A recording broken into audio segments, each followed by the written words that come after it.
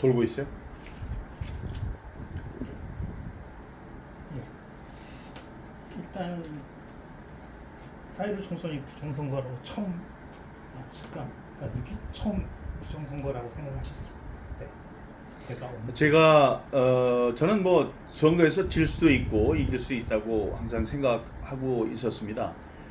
병가지 상사라는 얘기가 있죠. 선거를 하다 보면 이길 수도 있고 질 수도 있는 겁니다. 근데 저는 뭐 질 거라는 생각은 전혀 하지 않았습니다만 뭐 진 것으로 나왔으니까 그걸 받아들일 수밖에 없다라고 생각을 했는데 다음 날 아침에 저와 다른 후보 두 사람, 그러니까 세 사람 모두의 사전 선거의 사전 관내 선거와 관외 선거의 비율이 0.39, 0.39, 0.39로 모두 같다. 이 이야기를 듣고 이것은 분명한 부정선거다라는 확신을 갖게 됐습니다.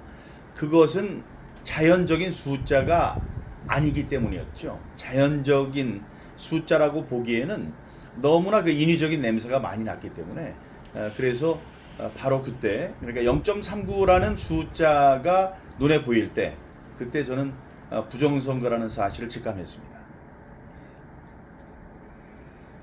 그 여러 가지 물증이 뭐 수많은 물증이 있는데 그 중에서 가장 빼박친 거라고 한 가지만 들어주신다면 어떤 거죠? 저는 일장기 투표용지라고 생각합니다. 일장기 투표용지는 1000장이나 되고요. 1000장과 관련해서 이 많은 숫자가 움직였을 때 그거를 분명히 본 사람이 있어야 합니다. 투표소, 개표소. 예, 투표소와 개표소에서 반드시 그걸 발견한 사람이 있어야 하는데 많은 사람들이 그걸 봤다고 하는 사람이 없습니다. 만약에 그것이 투표소에 있었으면 투표록에 기재가 돼야 하고 개표할 때 발견이 됐으면 개표록에 기재가 됐어야 합니다. 그런데 아무도 투표록이나 개표록에 그걸 쓰지 않았습니다. 그리고 그 숫자라는 게 1974장 중에 과반수인 1000장이기 때문에 그것은 숫자가 큽니다. 배춧잎 투표용지는 한 표가 나왔지만 일장기 투표용지는 1000장이 나왔습니다. 다음에 추후에도 1000명 중에 딱 한 명만 나와도 10억 원을 주겠다고 현상금을 걸었는데 지금까지 나오지 않습니다. 그걸로 생각할 때 그리고 그걸 찍은 당사자가 대법원에서 선서를 한 다음에 증언을 했는데 저는 찍지 않았다. 다음에 자기가 찍지 않고 사무원이 찍었다고 할지라도 그 사람이 나한테 보고를 하거나 아니면 그 사람이 찍은 것을 내가 보았거나 아니면 그런 것이 돌아다니는 것을 보았거나 적어도 유권자들이 항의를 하는 것을 내가 들었어야 하는데 그런 일이 없다고 증언을 했기 때문에 그 1000장의 일장기 투표용지가 저는 가장 확실한 물증이라고 생각합니다. 그리고 중국이 개입됐다는 얘기가 많이 나도는데 그 부분에 대해서 어떻게 생각하세요? 양정철이 중국을 자주 드나들었죠. 텐센트 또 당교 이런 사람들과 MOU를 맺은 사실이 여러모로 증명이 되고요. 다음에 이 Follow the Party라는 해커의 지문, 해커의 그 암호가 판독이 됐습니다. 이제 그런 것으로 보았을 때 또 화웨이라는 중국 장비를 썼거든요. 그런 모든 면으로 보았을 때 저는 중국과 북한 모두 개입의 뭐 가능성이 있다고 생각합니다만은 특히 중국의 개입 가능성이 높다고 생각합니다.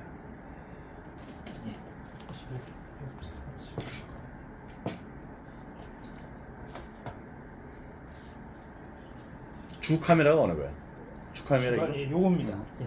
그럼 내가 너무 완전히 돌았을 것 같은데 하여간 뭐 그러니까 이거 보셔도 크게 상관은 없으실 것 같은데요. 예. 다음 그 부정선거가 언제부터였을 거라고 생각하시는지. 부정선거는 3.15 부정선거가 있었죠. 1960년대. 그러나 그때 주범인 최인규 내무부 장관이 형장의 이슬로 사라졌습니다. 민주주의는 때때로 독재자와 애국자의 피를 마시고 원기를 회복해야 한다라고 토마스 제퍼슨 대통령이 얘기를 했습니다. 그 아주 굉장히 이제 훌륭한 이야기라고 생각합니다. 민주주의는 그렇게 강한 자생력을 갖고 있는 것이 아니고 옆에서 계속 물을 주면서 키워야 되는 겁니다.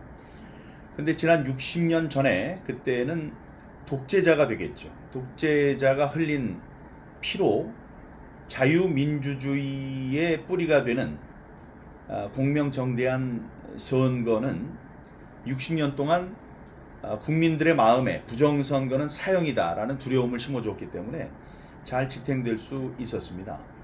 그런데 그것이 시간이 지날수록 이제 허약함을 드러내기 시작했는데 제가 직접 보고 나중에 이거는 분명히 부정선거였는데 우리가 감이 부족해서 그냥 넘어갔구나. 이거는 그 노회찬 씨가 스스로 목숨을 끊은 다음에 벌어진 창원 성산구의 보궐선거 때 모든 투표함이 다 까지고 딱 하나 사전 투표함만 안 까졌을 때입니다. 그런데 갑자기 정전이 되고 우리는 모든 사람들이 그 투표용지가 개표 결과가 전해지기를 기다리고 있었거든요. 황교안 당시 당대표, 민경욱 당시 당대변인이 기다리고 있었는데 그게 그때까지 이기던 선거가 딱 마지막 그 투표함이 열린 다음에 졌다는 소식이 전해졌습니다.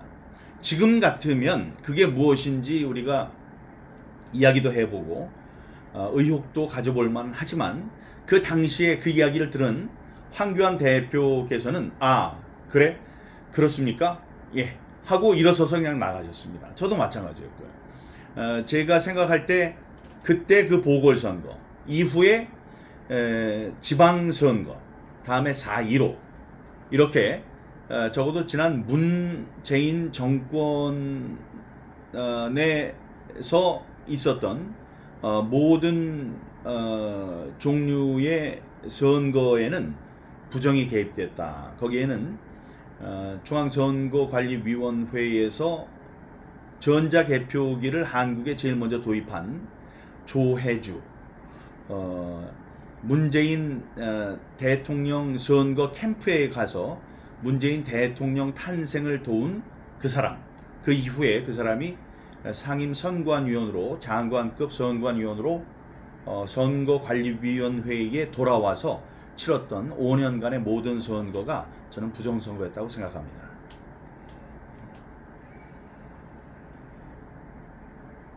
그 이제 종이에 주석을 섞었다는 궤변이 나왔었는데 혹시 그때 상황을 좀 아시면 알려주셨으면 좋겠습니다. 지금 종이가 이상하게 빳빳합니다. 그거는 이제 새로 만들어 넣었다는 의혹을 사기에 충분합니다. 선거 1과장이라는 사람이 제가 그 청중 속에 섞여 있는지 모르는 상태에서 이런 이야기를 한 적이 있습니다. 제 앞에서 한 얘기예요.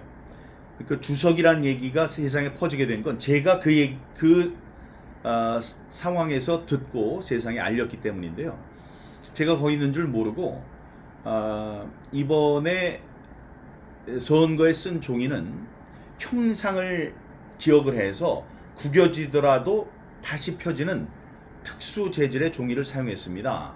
제가 듣기에는 주석을 집어넣었다고 합니다. 라고 직접 그자가 이야기를 했습니다. 선거 1과장은 계속 올라가서 사무총장, 내부 승진을 거쳐서 장관이 될 수 있는 요직입니다.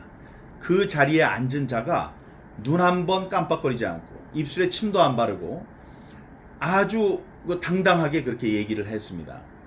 그래서 제가 대한민국의 최고의 종이 박사라는 사람에게, 교수에게 우리가 종이에 대한 이 실험을 맡겼을 때, 그때 맡겼을 때 물어봤습니다. 대법정에서 물어봤습니다. 법원에서 이 종이에 주석을 섞은, 그래서 형상을 복원하는 종이가 있습니까? 이렇게 물어봤더니 그 사람이 저를 미친 사람 쳐다보시 뻔히 한번 쳐다보더니 그랬습니다. 세상에 그런 종이는 없습니다. 이렇게 얘기를 했습니다.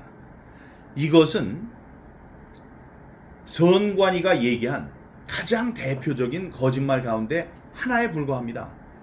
그 하나로 그 이후에 이 사람들이 얘기했던 그 많은 이야기들이 거짓말이라는 것을 우리가 이제 확신할 수 있는 그 첫 번째 이야기였습니다. 지금은 그런 것이 없다는 우리의 이제 공격을 받아들여서 지금 종이의 원형을 기억하는 기억하는 종이, 그런 종이가 있다는 주장은 선관위 홈페이지에서 사라진 것 같습니다. 그리고 파주을에서 금촌 이동 그거 아시죠? 그거 좀 여쭤보고 싶은데. 잠시만요.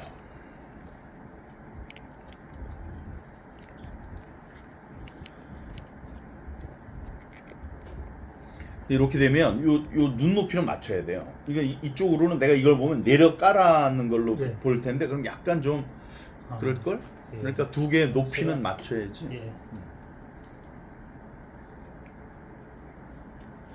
됐어요. 예. 조금 하면 또 이렇게 높이 보는 것 같고 아주 예민하게 이렇게 나타날 수 있거든. 예.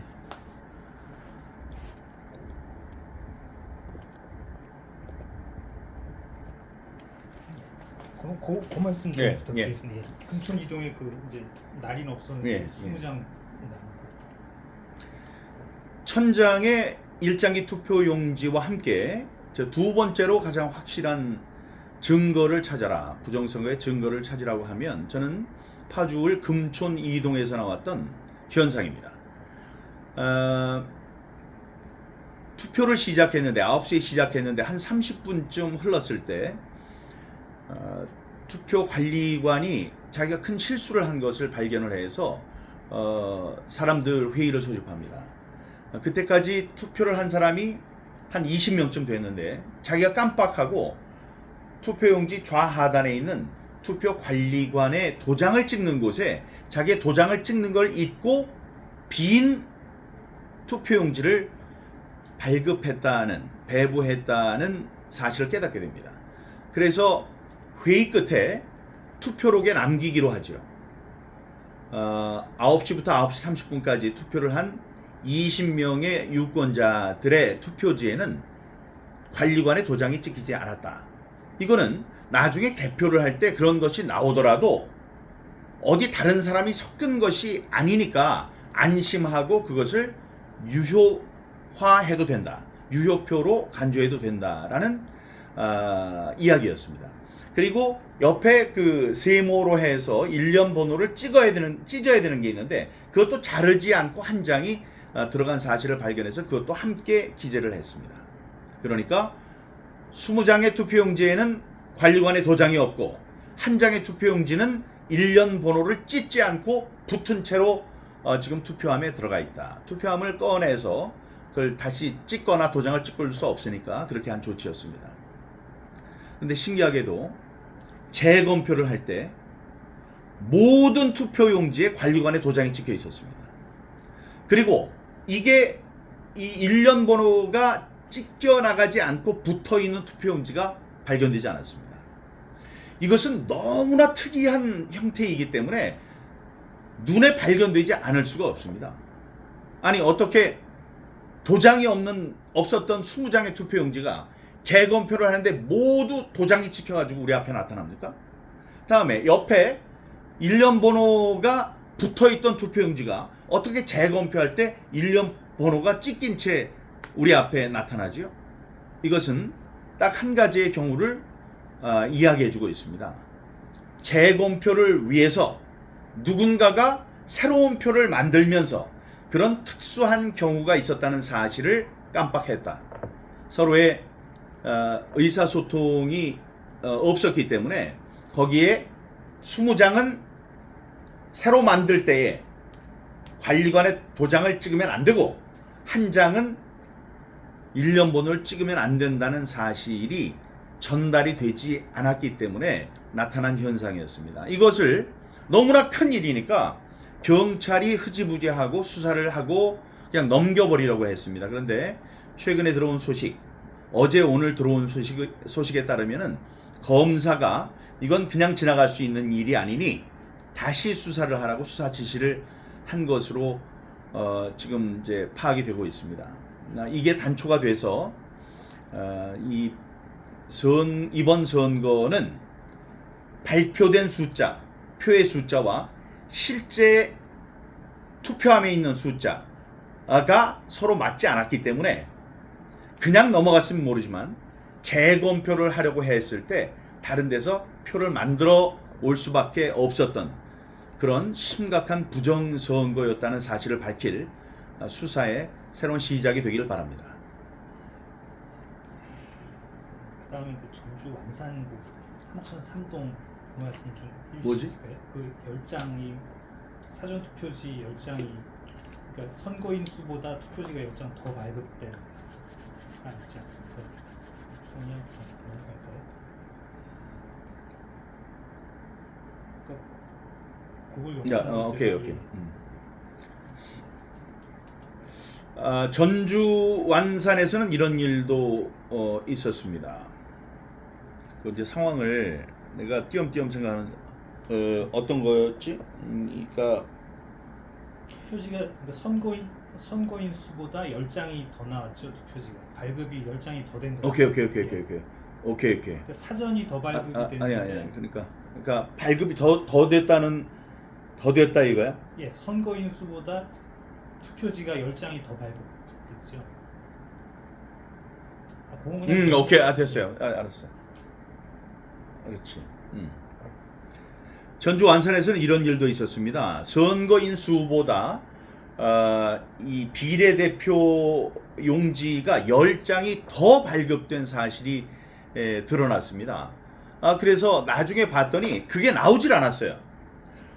아니 어떻게 이 기록으로는 투표용지가 더 발급된 걸로 됐는데 재검표할 때 왜 그게 나오질 않았느냐 라고 이제 우리가 따지니까 뭐라고 하냐면 인접한 다른 투표구에서 10장의 투표용지가 더 발견됐으니 이쪽에서 있어야 되는 게 저쪽에서 발견됐으니까 이게 잘못 이쪽에 있었던 투표용지가 저쪽으로 넘어간 것이다.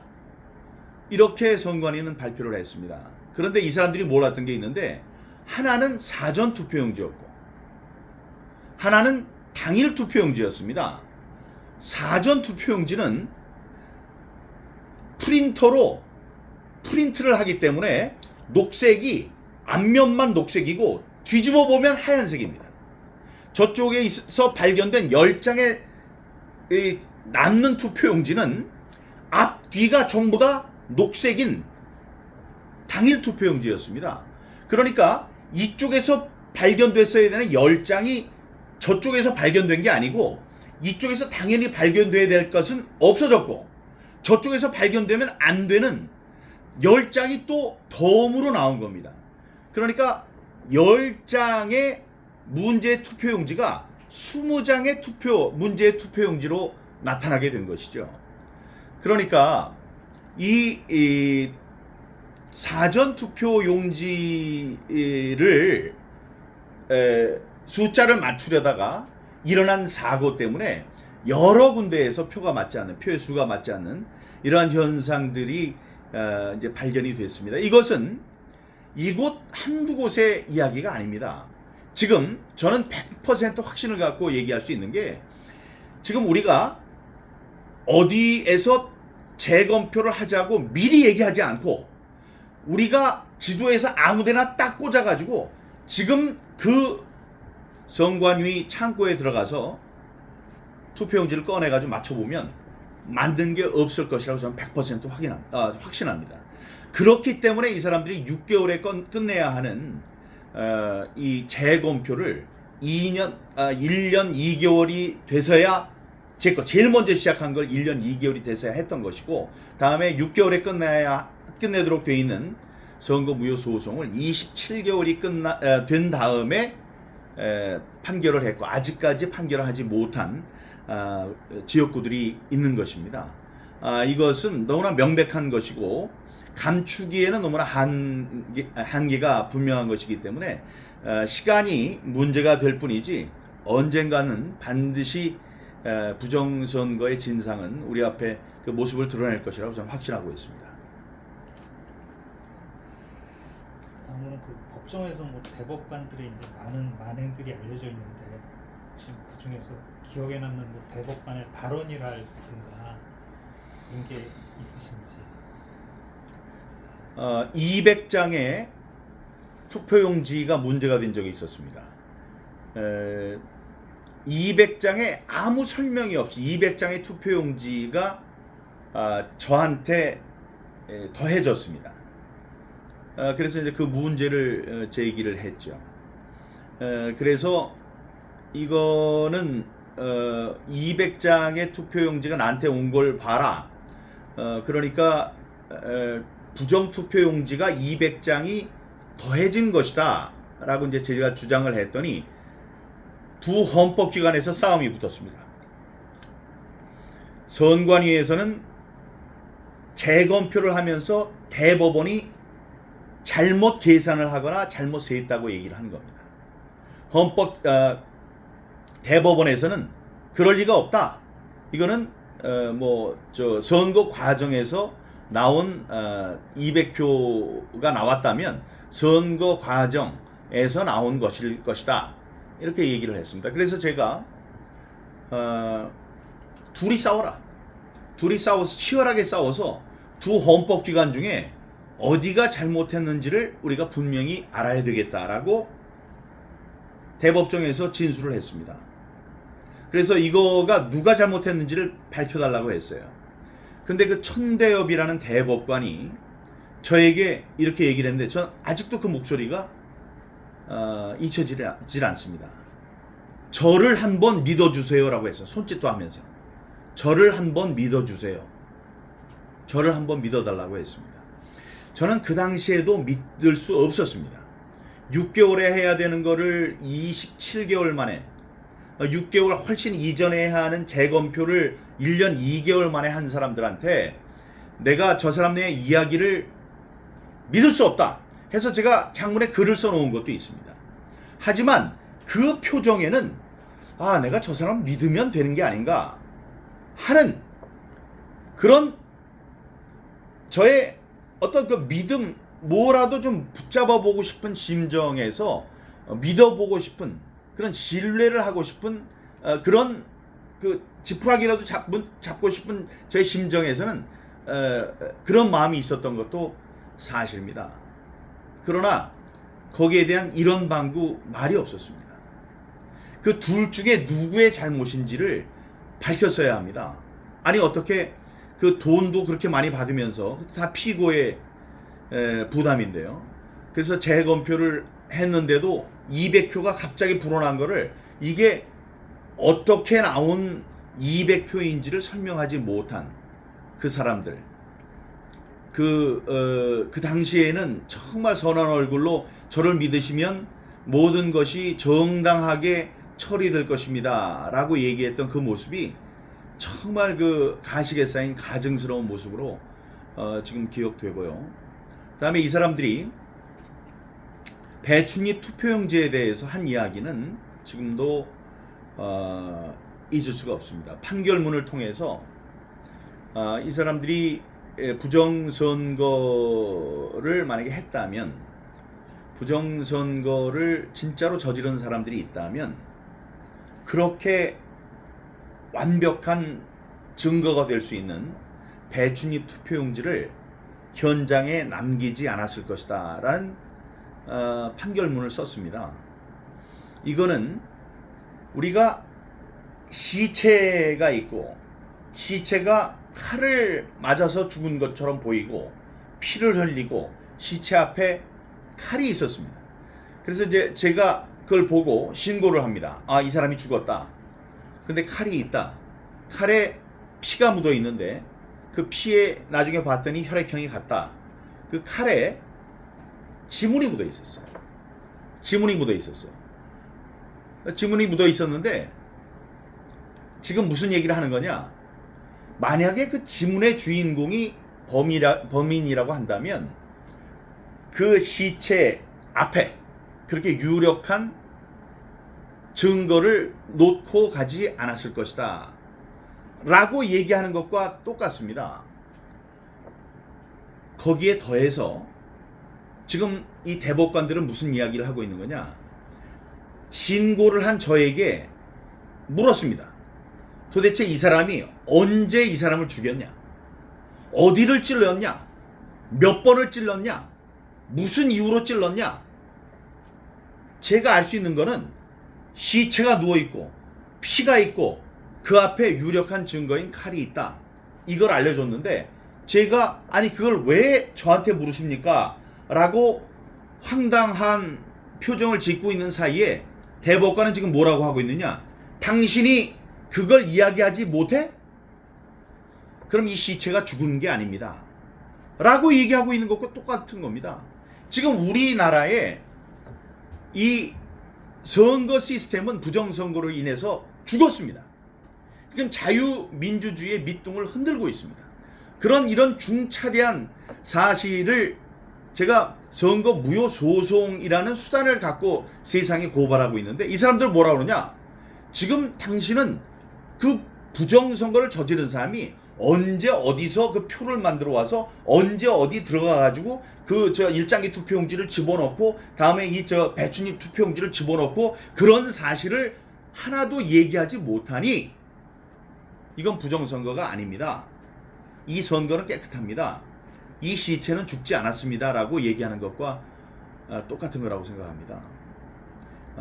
이런 일이 있으면 안 되죠. 제가 제기했던 소송은 민사소송입니다. 저의 권리가 침해당했다. 올바른 투표를 할 수 있는 권리가 있는데 그 권리가 침해당했다. 그러니 만약에 이 공정하고 투명한 선거가 아니었던 것 같은데 이었는지 아니었는지를 판단해 주시고 만약에 다만 한 표라도 누가 집어넣었다든가 뭐 이렇게 해서 공명선거가 아니었다라고 생각이 되시면 아니었다라고 판정해 주십시오. 땅땅땅. 그러니 재투표, 재선거를 해라 라고 얘기해 주면 되는 거지 저한테 당신 누가 했는지 언제 어디서 왜 육하원칙에 의해서 나한테 얘기를 해라. 안 그러면 그 사실 자체가 없었던 것이다 라고 저한테 범인을 잡아오기를 원하면 그건 잘못된 일입니다. 제가 아직도 기자입니까? 제가 아직도 청와대 대변인입니까? 제가 아직도 KBS 9시 뉴스 앵커입니까? 제가 아직도 국회의원입니까? 저는 자연인 민경욱이에요. 제가 검찰입니까? 경찰입니까? 무슨 힘이 있다고 가서 사람들을 데려오고 무슨 힘이 있다고 사람들 가서 압수수색을 하고 증거를 다 선관위 피고가 갖고 있는 그걸 빼앗아 올 수 있겠습니까? 그거를 모르는 사람들이 아닐 텐데 이 세상에 우리 윤리와 법의 최후 보루가 되어야 되는 이 대법관들이 저에게 당신이 부정선거범을 잡아오지 못했고 그 사람들이 언제 어디서 왜 어떻게 범행을 저질렀는지를 설명하지 못했기 때문에 이번 범행은 없는 것이다 라고 얘기한 사람들은 제정신이 아닙니다. 대법관, 영어로 justice, 정의라고 불립니다. 이 사람들은 정의라고 불릴 그런 자격이 없는 사람들입니다. 선거관리위원회가 잘못하면 선관위를 없애면 됩니다. 대법원은 어떻게 할 겁니까? 이 대법원은 죄를 쌓아가고 있습니다. 부정선거를 저지른 사람은 일회성으로 한 번 부정선거를 저질렀어요. 그럼 부정선거를 저지른 사람들을 잡아서 혼을 내면 우리 체제는 튼튼하게 지탱될 수 있습니다. 그런데 지금 이 대법관들이 한 짓은 한 번 저지른 그들의 부정선거를 판결로서 남김으로 해서 판례가 남음으로 해서 우리 사회에 제도로 만들어 버렸습니다.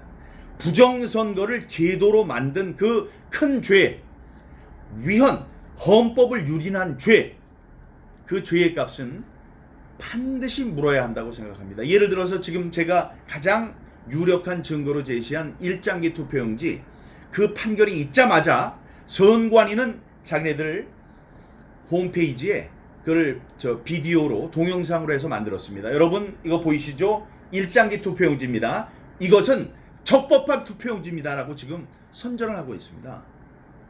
그러니 앞으로 1974명, 한 2,000명쯤 있는 투표소에 1,000장의 일장기 투표용지를 만들어서 집어넣는 것은 앞으로 영원히, 이 판례가 살아있는 한 앞으로 영원히 온전한 표, 유효한 표로 간주되게 됐습니다.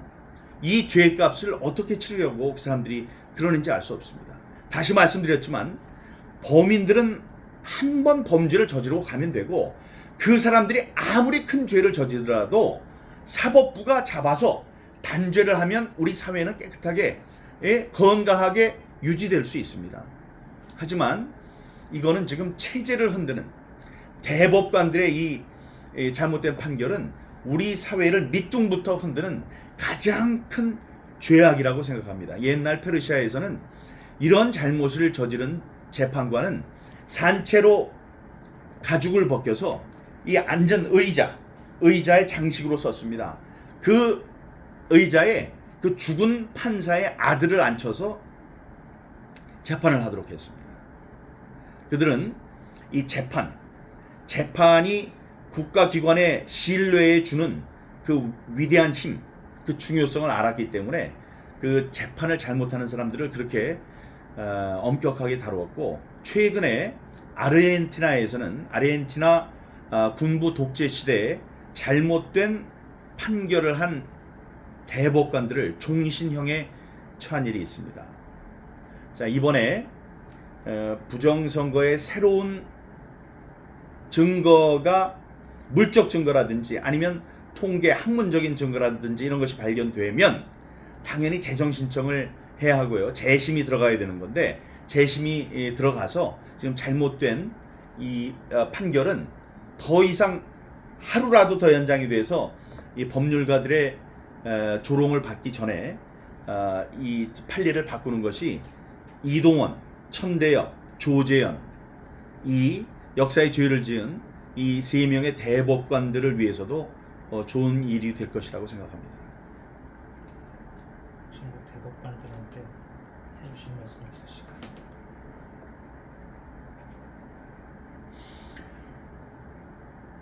우리 사회에 적어도 제 시대에는 문과에서 제일 공부를 잘하는 사람들은 법대를 가라고 했습니다. 법대에 가서도 똑똑한 사람들이 사법시험을 준비했습니다. 그래서 시험을 준비하는 사람들 중에 특별히 똑똑한 사람들만 합격의 영예를 누렸습니다. 그 합격을 한 사람 중에도 연수원에서 가장 좋은 성적을 얻어야지 판사가 됐습니다.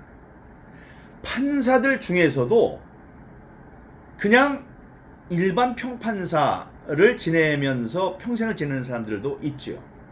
그러나 그 엄청난 경쟁 속에서 살아남아야지 고등법원 판사가 되고 다음에 대법관, 그 한 줌 되는 대법관 헌법재판관이 됩니다. 그래서 대한민국에서 이과 말고 이 문과에 있어서 가장 훌륭한 인재들이 가는 곳이 지금 대법관이라는 자리입니다. 그 높은 자리에, 그 훌륭한 자리에 여러분을 앉혀둔 이유는 이 세상 모든 것이 썩어도 다음에 당신들 밑에 있는 그 아직 잘 모르는 것 같은 그 판사들이 아무리 잘못된 재판과 판단을 하더라도 당신들은 옳은 양심으로 깨어 있어서 이 세상이 잘못된 곳으로 흐르지 않도록 줄기를 잡아라.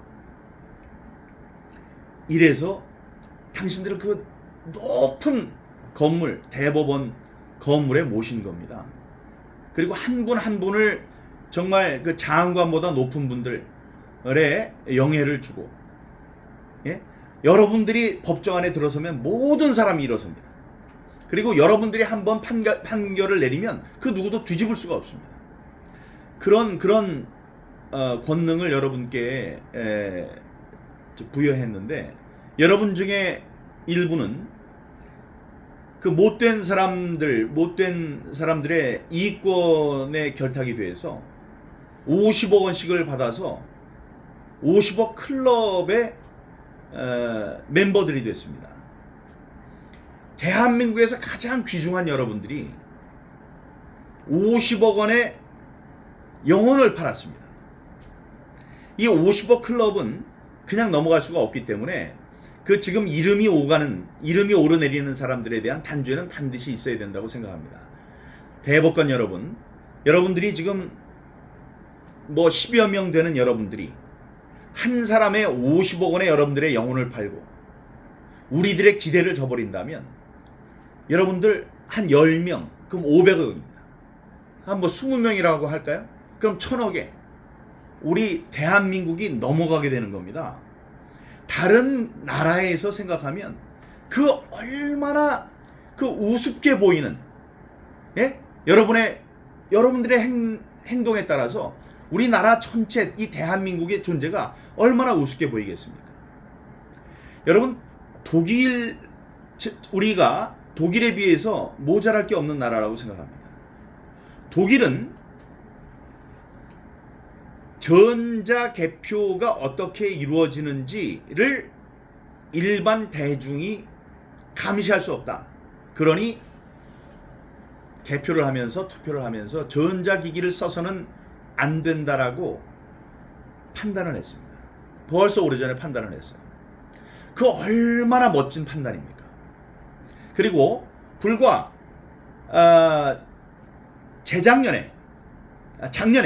지난해에 투표용지 준비를 해야 되는 투표용지의 수를 잘못 계산해서 6시에 끝나야 되는 투표를 6시에 끝나지 못하게 한 행정적인 실수가 있었습니다. 그래서 6시 이후에 사람들이 바깥에서 줄을 서서 기다려야 하는, 그래서 출구조사 결과를 다 들은 다음에 투표를 해야 하는 그런 일이 생겼습니다. 그 일은 대한민국에서 벌어진 일장기 배여 1화, 배춧잎 여백 일장기 화살표 투표용지에 비하면 아무것도 아닙니다. 제가 생각할 때. 그런데 그 대법관들, 그 헌법재판소 사람들은 당선된 정치인들의 권리도 중요하지만 자유민주주의를 지탱하는 선거제도의 원칙을 지키는 것이 더욱 중요하다라는 정말로 시원한 정의로운 판결을 내렸습니다. 저는 그걸 듣고 박수를 쳤습니다. 박수를 쳤어요. 그걸로 국격이 결정됩니다. 어디에서는 50억 원쯤 먹고 말도 안 되는, 우리가 들어도 웃음이 나오는 판결문을 내고 그걸 판례로 해서 범인들의 하수인 노릇이나 하고, 어느 쪽에는 당선된 베를린 시장을 비롯한 많은 공직자들, 그 사람들의 그 무시무시한 그 눈길에도 불구하고 당신들의 권리도 중요하지만 이거는 원칙이 무너졌기 때문에 다시 해야 합니다 라고 했습니다. 그러나 우리 대한민국 대법관 여러분들은 판결문에서 뭐라고 썼습니까? 4.15 선거로 당선된 300명의 국회의원들이 국회에서 일을 하고 있기 때문에 그 선거에 대해서 문제를 제기할 때는 매우 신중하여야 한다 라고 판결문에 첫 줄을 썼습니다. 처음 쓰면서부터 꼬랑지를 감췄어요. 비루한 개입니다. 여러분들은 우리의 국격을 말아먹는 대법관이라는 그 호칭을, 그런 존칭을 받을 자격도 없는 그런 사람들입니다. 이거는 반성의 문제가 아니고 처단의 문제라고 생각합니다. 다음은 그 부정선거 모르는 많은 국민들이 아직 있는데, 이 이제 부활못이라고 하는데 그 부활못들에게 좀 해주고 싶으신 말씀 있으실까요?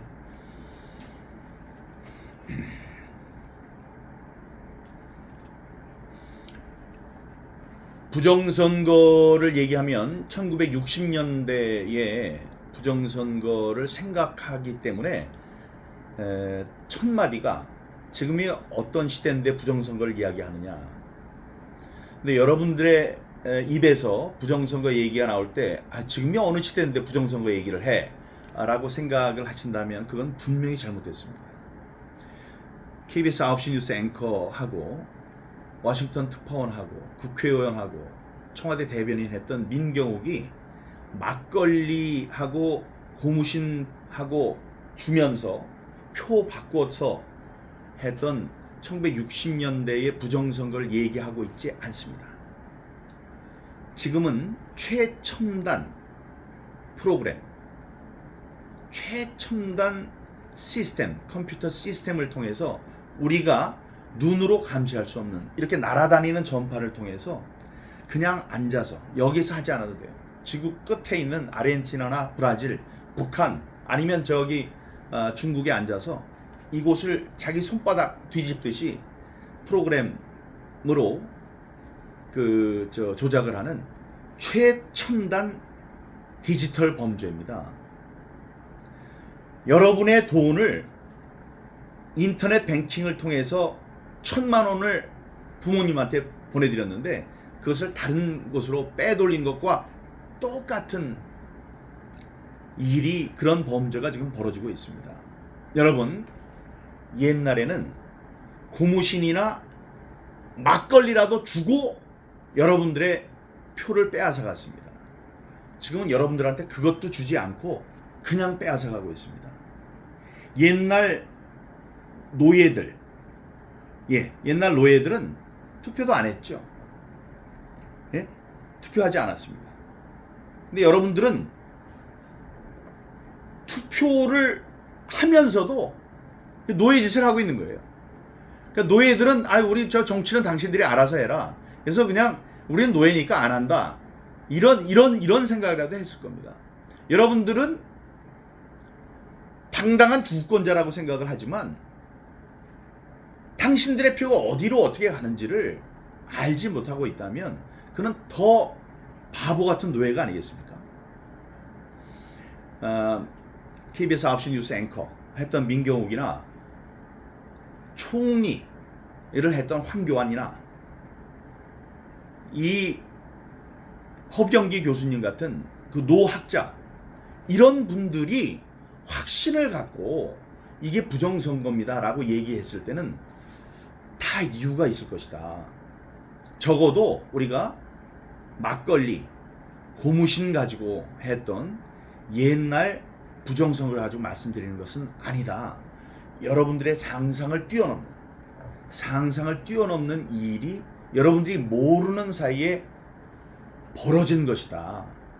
그 사실에 대한 상상이라도 해보시기 바랍니다. 우리들이, 여러분들이 알고 있는 그런 이해할 수 있는 상황 한도 안에서 일어난 일이 아닙니다. 설명을 하기 힘든, 도저히 설명을 하기 힘든 일들이 일어났기 때문에 우리들이 이렇게 손가락질을 받고 박해를 당하고 있는 겁니다. 하지만 이제 시간이 지남에 따라서 아주 천천히, 어느 순간에 그 이해도 확 높아지긴 하겠습니다만은 그때까지 시간이 걸릴 수도 있습니다. 그러니까 부정선거를 이야기하는 사람을 그 음모론, 없는 일을 마치 지구는 평평하다, 이렇게 지금도 이야기하고 있는 사람하고 똑같이 우리를 그렇게 취급해서 저 사람도 좀 미친 사람, 맛이 좀 약간 간 사람들 같다, 이거하고는 다릅니다. 하나의 또 예를 들어보면, 제가 원숭이입니다. 원숭이를 높은 줄에 달아놓고 이제 제주를 넘게 합니다. 제주를 넘게 했는데 그 제주를 넘던 원숭이가 저 위에 올라갔는데, 올라가니까 멀리 보이는 저쪽에서 산불이 나가지고 산불이 막 이쪽으로 오고 있습니다. 오고 있으니까 난리를 쳐요. 저 위에서 그 원숭이가 보고 난리를 쳐요. 근데 밑에 있는 관중들은 그 원숭이의 심정도 알지 못하고 그냥 박수를 치고 재밌어서 웃습니다. 저 원숭이가 오늘따라 더 재미있게 제주를 잘 부리는구나. 저를 그 높은 꼭대기에 올라가서 산불을 먼저 본 그 원숭이라고 생각하셔도 좋습니다. 우리들이 먼저 본 것, 제가 기자 생활을 하면서 그 느꼈던, 그 알게 됐던, 또 미리 예비됐던 그런 사전 지식으로 0.39, 0.39, 0.39, 또 63대 36, 63대 36, 63대 36, 뭐 follow the party, 이런 것들이 조합이 돼서 이거는 도저히 있을 수 있는 자연스러운 일이 아니다라는 결론을 내렸기 때문에 저 줄 위에서 지금 팔딱팔딱거리고 있는 겁니다.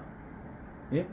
그게 제가 미친놈이어서, 미친 사람이라서 맛이 좀 가서 그런 사람이 아니라는 것. 그래서 이 상상이라도 좀 해주시길 바랍니다. 만약에 저 이상하게 지금 보이는 자가 주장하듯이 선거가 좀 이상하게 벌어졌다면 이거는 문제겠는데, 여러분들의 상상과 문제의식을 좀 결합해서 우리들이 하는 행동, 우리들이 하는 주장에 귀를 기울여 주시기 바랍니다. 부정선거는 있었고 사실입니다.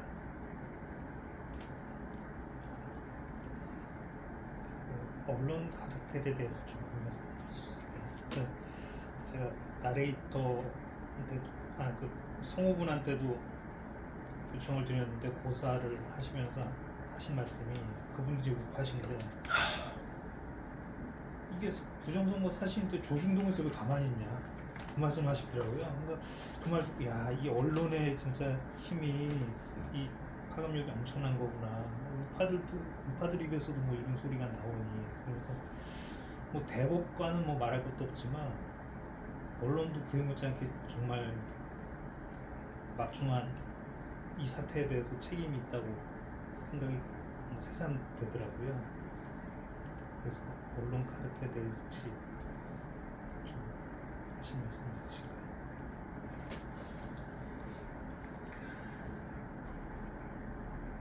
미국의 트럼프 대통령을 만나러 갔습니다. 간발의 차이로 이제 제가 미국 대통령과 만나서 대화를 할 기회는 얻지 못했습니다. 그러나 백악관 앞에서 1인 시위를 하고 백악관 국무부 직원들과는 바깥에서, 그 당시에 코로나가 있었기 때문에 화상회의로 1시간 동안 대한민국의 부정선거 실태에 대해서 복수의 사람들과 인터뷰로 브리핑을 했습니다. 제가 아는 미국인, 우리와 함께 일을 하는 미국인 한 분은 대통령 비서실로 가서 비서실의 부실장, 대통령 비서실 부실장에게 30분 동안 브리핑을 했습니다. 저는 NSC 사람들과 1시간가량을 제가 브리핑을 했습니다. 이 사실은 사실 뭐 어느 언론에도 나올 수가 없었고요. 그 인터뷰를 할 때 NSC 국가안보회의, 그 미국 국가안보회의 사람들이 부탁을 했습니다. 외부에 비밀로 해달라. 제가 그 안에서 사진을 살짝 찍었는데 그 사진 유포하지 않았으면 좋겠다라고 얘기를 했습니다. 그래서 이제 제가 공식적으로 이야기를 하진 않았었습니다. 그 이유는 당시에 트럼프 대통령이었고 이쪽에 문재인 대통령이에요. 저는 야당 의원입니다. 근데 문재인이 잘못했다고, 현행 동맹국가의 원수가 잘못했다고 야당 의원이 주장하는 것을 백악관 안으로 들어오라고 그래서 거기에 대한 공식적인 이야기를 들었다?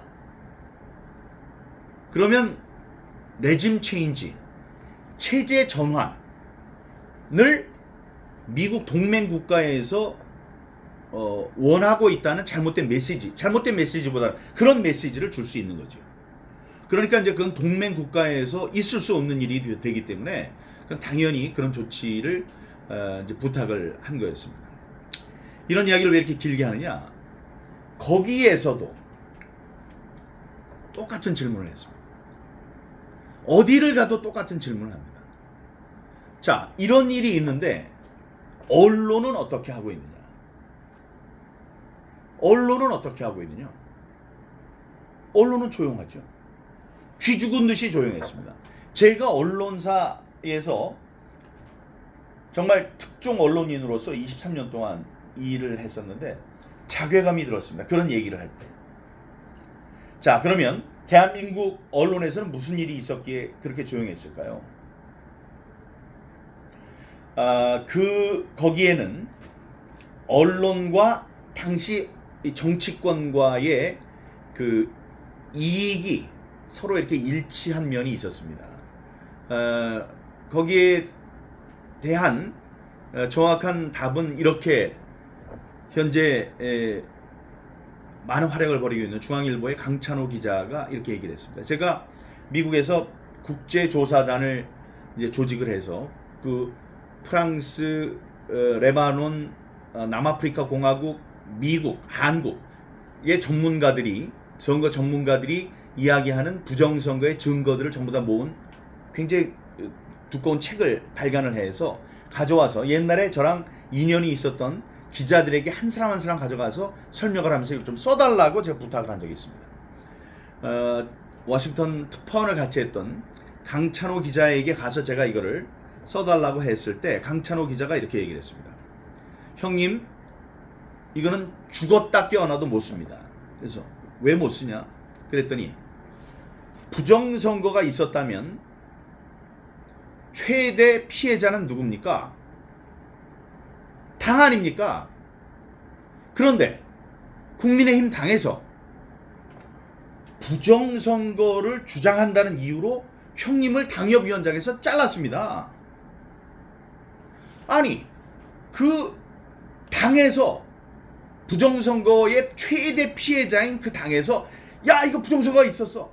제발 이건 난리가 났어. 이건 있으면 안 돼. 이런 만행이 벌어졌어. 하고 언론에 대해서 이거 좀 꼭 써주세요 하고 난리를 쳐도 쓸까 말까인데 지금 당신의 당, 형의 당에서 형이 부정선거 외쳤다고 형을 잘랐는데 이걸 써줄 언론이 어디 있습니까?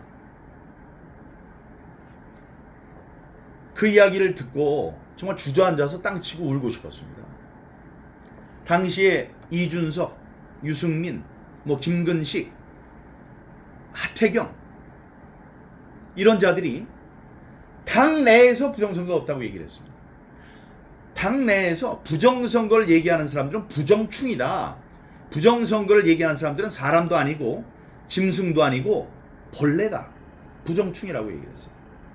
요즘에 이게 이제 세상이 바뀌어서 몇몇 이제 사람들이 이제 부정선거 얘기를 이제 하는데 거기에 대해서 그 사람들이 그런답니다. 그 몇몇 친구 이제 이만희 같은 의원인데 이만희 의원이 저한테 오더니 그래요.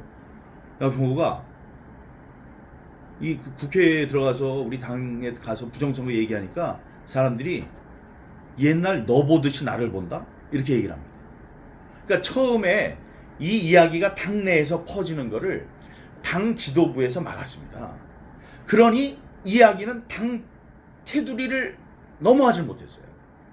당 테두리를 넘어가야지 여기서 한 목소리를 내야지 민주당이 공격을 받고 민주당에서 이제 실수를 하는 여러 가지 말이 나오고 그쪽에서 이렇게 그게 아니다라고 주장을 하고 이래야지 서로 토론이 되고 공격이 되고 방어가 됐는데 우리 당에서조차 부정선거가 아니다. 부정선거는 음모론이다.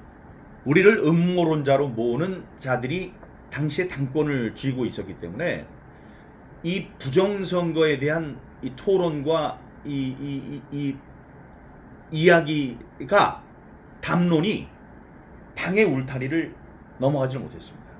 이것이 그렇지 않아도 쓰기 싫었던 언론들의 입에 재갈을 물린 겁니다. 강찬호 기자의 말이 뭐가 틀렸습니까? 나는 그때 그 이야기를 듣고 정말 땅을 치고 울고 싶었습니다.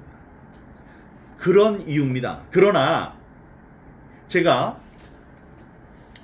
조선일보의 고위직 인사를 만나서도 그렇게 얘기를 했습니다. 당신네들이 지금 상황, 여러 가지 상황으로 이 부정선거 문제를 본격적으로 쓸 수 없다는 것은 내가 이해 못하는 바가 아니다. 나도 기자였기 때문에. 그러나 중요한 건 있다. 어느 기자는 알고 있어야 된다, 이걸. 기자는 알고 있어야 돼요. 못 쓰더라도. 그게 기자예요. 저도 기자를 해봤잖아요. 지금 상황이 이걸 써서 막 독립구처럼 써야 되는데 이걸 아무리 써도 내주지 않을 것이기 때문에 내가 쓸 수가 없어. 그렇더라도 알고는 있어야 돼요. 누구는 와야 돼요. 와서 조목조목 다 따져서 이건 뭐고 저랑 부딪혀야 돼요. 그 사람들이 저를 쪼다 이상한 사람, 정신병자, 음모론자, 또라이라고 생각하더라도 이런 이야기가 이거 나중에 사실로 드러나게 되면은 그 자리에 앉아서 그 1시간 안에 면면을 쓸 수 있는 그 준비가 되어 있어야 합니다. 그래서 내가 그 사람한테 얘기를 했어요. 당신이 못 써주는 거 지금 상황 때문에 못 쓰겠다? 그건 이해를 한다. 하지만 조선일보에도 누군가는 이 사실에 대해서 알고 있어야 한다. 근데 제가 지금 보기에는 알고 있지 못합니다. 이 시대를 살았던 기자들은 지난 4년의 공백기간, 그 양심의 공백기간, 이 사회의 목탁, 무관의 제왕, 칼보다 강한 펜을 휘두르지 못했던 그 자신들의 죄를 앞으로 오랫동안 고백해야 될 겁니다.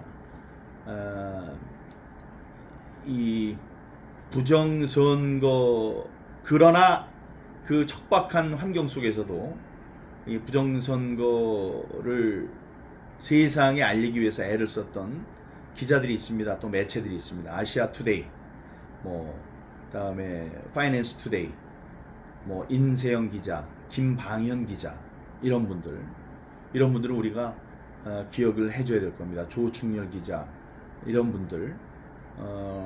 분들의 고마움은 제가 가슴속에 갖고 있고, 그런 분들의 그 기사는 역사에 남습니다.